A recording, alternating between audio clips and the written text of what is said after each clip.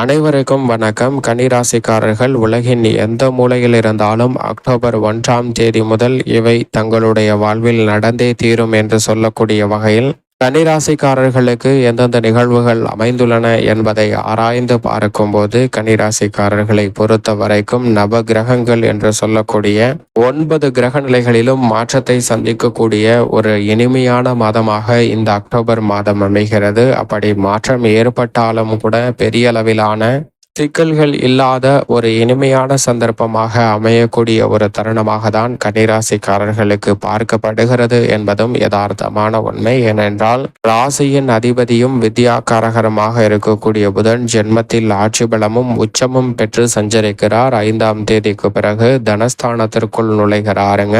ராசியின் அதிபதி உச்சம் பெற்றிருப்பதும் தனஸ்தானத்திற்கு வருவதும் நன்மையும் அதிர்ஷ்டமும் யோகமும் நிறைந்த ஒரு அமைப்பாக பார்க்கப்படுகிறது. எனவே இந்த அக்டோபர் மாதம் முழுவதும் உணர்ச்சி வசப்படாமல் எப்பேற்பட்ட பிரச்சனைகளை எதிர்கொள்ள வேண்டிய சூழ்நிலை வந்தாலும் அறிவாற்றலை நுணுக்கமாக பயன்படுத்தி இந்த பிரச்சனைக்கு எப்படி தீர்வு காண்பது, அதிலிருந்து எப்படி வெளிவருவது என நுணுக்கமான பல செயல்பாடுகளை மேற்கொள்வதற்கான முதன்மையான யோகம் இந்த தருணத்தில் மிகவும் அற்புதமாக கன்னிராசிக்காரர்களுக்கு கிடைக்கிறது. எனவே பல்வேறு வகையான தடைகள் சிரமங்கள் அனைத்தையும் தகர்த்தெறிந்து முன்னேற்றத்தை நிறைவாக பெறுவதற்கான முதன்மையான யோக வாய்ப்புகளை ராசியின் அதிபதியும் உச்ச அதிபதியுமாக இருக்கக்கூடிய புதன் ஏற்படுத்தி கொடுக்கிறார். அதோடு மட்டுமல்லாது சூரியனும் அவருடன் இணைந்து புத ஆதித்ய யோகத்தை நிறைவாக அள்ளி கொடுக்கிறாருங்க. ஏனென்றால் முற்பகுதியில் மிக வலுவாக ஜென்மராசியில் வீற்றிருக்கக்கூடிய சூரியன் முற்பகுதியில் ஜென்மராசியை விட்டு விலகுகிறாருங்க. முதலும் முடிவுமாக இருக்கக்கூடிய சூரியனும் உஷ்ண கிரகமாக இருக்கக்கூடிய சூரியன் ஜென்மராசியை விட்டு விலகுவதால் பல்வேறு வகையான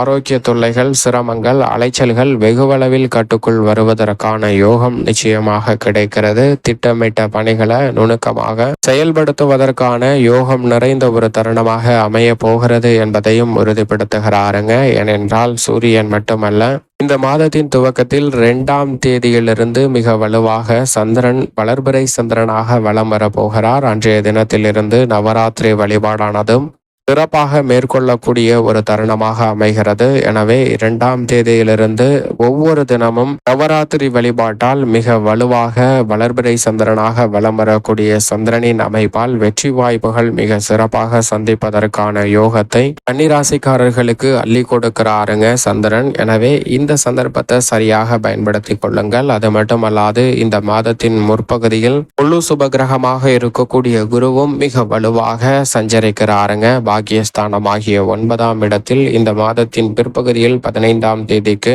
பிறகு அவர் வக்ரம் பெற்று 9ஆம் இடமான பாக்கியஸ்தானத்தில் சஞ்சரிக்க போகிறார். அவர் வக்ரம் பெறுவது சற்று சாதகமற்ற ஒரு அமைப்பாக நிச்சயமாக பார்க்கப்படுகிறது. ஏனென்றால் 9ஆம் இடத்தில் வக்ரம் பெறக்கூடிய குருவால் சில சிரமங்கள் வராது என்றாலும் கூட பெரிய அளவிலான நல்ல வாய்ப்புகள் கிடைப்பதில் சின்ன சின்ன தடைகளை ஏற்படுத்துவதற்கான வாய்ப்பு உண்டு. ஏனென்றால் மற்ற கிரக நிலைகளின் அமைப்பை பார்க்கும் போது 6இல் அமோகமான வளர்ச்சியை அள்ளி கொடுக்கக்கூடிய இடத்தில் சனி சஞ்சரி அவரும் அங்கு வக்ரம் பெற்றிருக்கிறாருங்க. முதன்மையான முழு சுபகிரகமான குருவும் வக்ரம் பெற்றிருப்பது நிச்சயமாக கன்னிராசிக்காரர்களை பொறுத்த வரைக்கும் சற்று சாதகமற்ற அமைப்பாக தான் பார்க்கப்படுகிறது. எனவே கன்னிராசிக்காரர்கள் அதிக கவனத்துடனும் விழிப்புணர்வுடனும் இந்த தருணத்தில் நிச்சயமாக செயல்பட்டாக வேண்டும். ஏனென்றால் முழு சுபகிரகமாக இருக்கக்கூடிய குருவினுடைய வக்ரத்தினால் சில சிரமங்கள் எதிர்பாராத வகையில் சந்திப்பதற்கான சூழல் உருவாகலாம். ஆனால் குரு பார்க்கின் கோடி நன்மை என்று சொல்லக்கூடிய வகையில் குருவின் சுப பார்வை ஜென்மராசியில் கிடைக்கிறது. 3,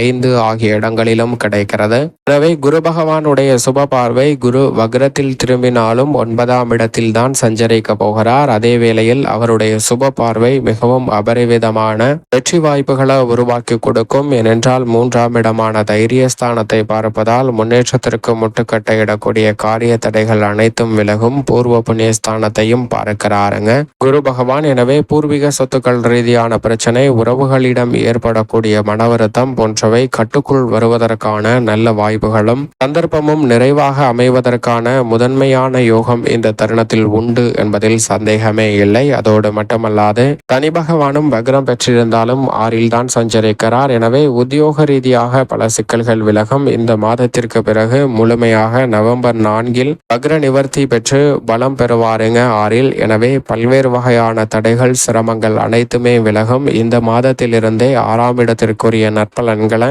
நிறைவாக பெறுவதற்கான யோகம் கன்னிராசிக்காரர்களுக்கு நிச்சயமாக கிடைக்கிறது. எனவே உத்தியோக ரீதியாக சக பணியாளர்களின் ஒத்துழைப்பு சாதகமாக அமையும். நிர்வாகத்தின் சாதகமற்ற போக்கில் நல்ல மாற்றத்தை சந்திப்பதற்கான யோகம் நிச்சயமாக கிடைக்கிறது. பல்வேறு வகையான காரிய தடைகள் சிரமங்கள் விலகி எதிர்பார்க்கக்கூடிய நல்ல முன்னேற்ற வாய்ப்புகளை நிறைவாக சந்திப்பதற்கான முதன்மையான யோகமும் இந்த தருணத்தில் உண்டு. பல்வேறு வகையான சிக்கல்கள் சிரமங்கள் விலகுவதால் நீங்கள் எதிர்பார்க்கக்கூடிய முன்னேற்ற வாய்ப்புகளை இனிதாக சந்திப்பதற்கான யோகம் இந்த தருணத்தில் நிச்சயமாக கிடைக்கிறதுங்க கன்னிராசிக்காரர்களுக்கு. அது மட்டுமல்லாது தொழில்துறை வியாபாரத்துறை சார்ந்த பணிகளிலும் எதிர்பார்த்து காத்து கொண்டிருக்கக்கூடிய அரசாங்க சலுகைகள் உள்ளிட்ட பல நன்மை நிறைந்த வாய்ப்புகள் உங்களை தேடி வருவதற்கான யோகமும் உண்டு. ராகு மிக வலுவாக சப்தமஸ்தானத்தில் வெற்றிருக்கிறார். கேது ஜென்மத்தில் சஞ்சரிக்கிறாருங்க. இப்படி நிழல் கிரகங்களின் ஆதிக்கம் இருந்தாலும் கூட பெரிய அளவிலான பாதிப்புகள் இல்லை. எதிர்பார்த்த காரியங்களை சிக்கல் இல்லாமல் சிறப்பாக செய்து முடிக்கக்கூடிய வலுவான முன்னேற்ற வாய்ப்புகளை நிச்சயமாக ராகு ஏற்படுத்தி கொடுக்கிறார். அதைவிட கேதுவின் ஆதிக்கத்தில் நடைபெறக்கூடிய சூரிய கிரகணமானது 2ஆம் தேதி அக்டோபர் 2ஆம் தேதி இரவு 9 மணி முதல் அதிகாலை 3 மணி வரை அக்டோபர் 3ஆம் தேதி வரை நீடிக்கிறதுங்க. ஜென்மராசியில் கேது இருக்கும் போது கேதுவின் ஆதிக்கத்தில் நிகழக்கூடிய இந்த சூரிய கிரகணத்தினால் பல அதிரடியான மாற்றங்கள் உண்டு.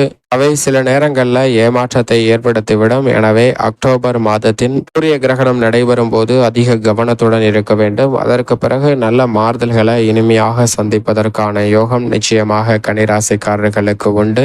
கர்மஸ்தானம் என்று சொல்லக்கூடிய 10ஆம் இடத்தில் சஞ்சரிக்கக்கூடிய செவ்வாய் இந்த மாதத்தின் பிற்பகுதியில் லாபஸ்தானத்திற்குள் நுழைகிறாருங்க. மங்களகாரகன் பூமிகாரகன் லாபஸ்தானத்திற்கு வருவதால் புதிதாக நிலபலங்கள் வாங்குவதற்கான யோகம் கிடைக்கும். அசையும் அசையா சொத்துக்கள் வாங்குவதற்கான முதன்மையான அதிர்ஷ்ட யோக பலன்கள் நிறைந்த ஒரு தருணமாக நிச்சயமாக அமைய போகிறது கன்னிராசிக்காரர்களுக்கு என்பதை மங்களகாரகரான செவ்வாய் உறுதிப்படுத்துகிறாருங்க. விரைவாகவும் துரிதமாகவும் பல்வேறு வகையான பணிகளை அதிரடியாக செய்து முடிப்பதற்கான நல்ல வாய்ப்புகளையும் சந்தர்ப்பங்களையும் நிறைவாக பெற்று தருகிறார். எனவே எதிர்பார்ப்பதை விட சிறந்த முன்னேற்ற வாய்ப்புகள் இந்த தருணத்தில் செவ்வாயின் அமைப்பால் உண்டு. அது மட்டுமல்லாது 2ஆம் இடத்தில் ஆட்சி பலம் பெற்றிருக்கக்கூடிய சுக்கிரன் தைரியஸ்தானத்தில் நுழைகிறாருங்க. இந்த மாதத்தின் பிற்பகுதியில் சுக்கிரனின் அமைப்பு பெரும்பாலும் சிக்கல்களை தவிர்க்கக்கூடிய வாய்ப்பை உருவாக்கி கொடுக்கிறது. கலைத்துறை அரசியல் துறை சார்ந்த பணிகளிலும் நல்ல முன்னேற்றம் உண்டு. பெண்மணிகளுக்கு சாதகமான ஒரு அமைப்பாக பார்க்கப்படுகிறது. மேலும் இந்த தருணத்தை சாதகமாக மாற்றிக்கொள்ள நிச்சயமாக கன்னிராசிக்காரர்கள் இந்த மாதத்தின் துவக்கத்தில் 2ஆம் தேதி வருகின்ற அமாவாசை திதியானது மிக முக்கியமான ஒன்றாக பார்க்கப்படுகிறது. மகாலய அமாவாசை தினமாகிய 2ஆம் தேதி முன்னோர் வழிபாட்டை முன்னோர் திதியை சரியான முறையில் மேற்கொள்ளுங்கள். அப்போது பல்வேறு வகையான நன்மைகள் இந்த அக்டோபர் மாதம் முழுவதும் நிறைவாக கிடைக்கும். மேலும் இயன்றால் குலதெய்வ வழிபாட்டை மேற்கொள்ளுங்கள். அப்போது நிறைவான நன்மையும் வளர்ச்சியும் நிச்சயமாக சந்திப்பதற்கான முதன்மையான யோகம் கன்னிராசிக்காரர்களை தேடி வரும். உலகின் எந்த மூலையில் இருந்தாலும்